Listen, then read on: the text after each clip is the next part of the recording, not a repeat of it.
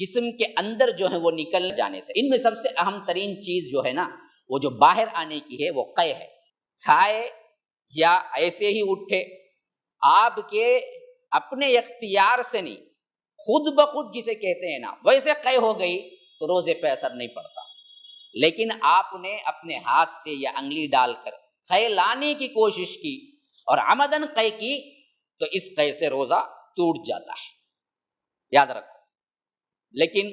آپ کو ایسے ہی قے آ گئی، بعض کو بعض خوشبوئیں نہیں ہوتی، اچانک وہ ایسے بات سن لیا اور قے آ گئی، یا اچانک کیا ہے پیٹ بالکل بھوکا تھا نا جی، عصر کے قریب یا 4 بجے کے قریب کیا ہے جی متلانے لگا اور کیا ہو گیا قے ہو گئی،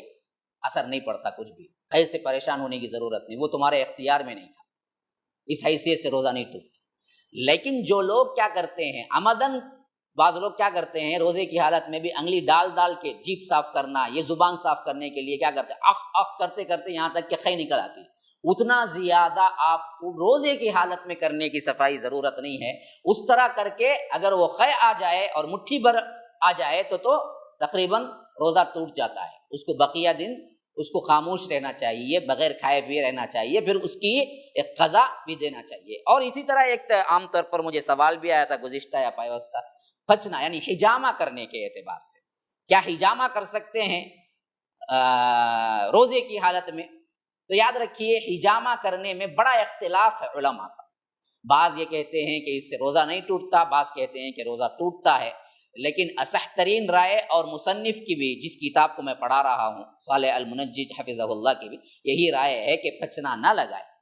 حجامہ میں حالت صیام میں روزے میں حجامہ نہ کریں تاکہ آپ کو تقویت بھی ملے اور اختلافات سے بھی بچ جائیں، کیونکہ اس میں ایک تو خون بھی نکلتا ہے اور اس کے ساتھ ساتھ کمزوری پیدا ہو جاتی ہے، اور وہ کمزوری ہو سکتا ہے کہ روزہ توڑنے کا سبب بن جائے، اس واسطے دن میں احتراز کرنا ہے۔ اور اسی طرح یہ بات جو غلط العام ہے کہ خون نکلنے سے روزہ ٹوٹ جاتا ہے، خون نکلنے سے روزہ نہیں ٹوٹتا۔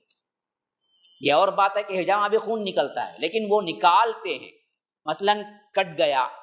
مثلا کہیں سے خون نکلا، ایک پھنسی تھی یا کوئی کیا ہے کچھ اور تھا اسے دبائے جسم سے خون نکل گیا، یہ خون نکلنے سے دراصل روزہ نہیں ٹوٹتا ہے، خون کتنا بھی اس میں سے نکلے اس میں سے روزہ نہیں ٹوٹتا ہے۔ ہاں یہ اور بات ہے کہ خون دینا جائز ہے کیا روزے کی حالت میں؟ تو علماء یہی کہتے ہیں کہ کثرت خون سے اجتناب کرنا چاہیے، تو روزے کی حالت میں خون کا دینا، ڈونیٹ جو کرتے ہیں، یا اگر کوئی مریض ہوگا بہت کم، یعنی ایسی حالت پیش آ گئی کہ پیشنٹ مرنے والا ہے اور اس وقت سوائے روزے دار کا کوئی اور نہیں ہے دینے کے لیے، تو اس وقت جائز ہے۔ عام طور پر ڈونیشن کے نام پہ جا کے جو خون دیتے ہیں حالت روزہ میں بھی دیتے ہیں، تو غلط ہے کہ حالت روزے میں خون نہ دینا چاہیے نہ حجامہ کرنا چاہیے۔ اس جیسے اور ایپیسوڈز اور دروس کے لیے MSLI TV آپ کے تعاون کا مستحق ہے۔ اسکرین پر دکھائے گئے نمبرز پر کھل کر تعاون کریں۔ جزاک اللہ احسن الجزا فی الدنیا والآخرہ۔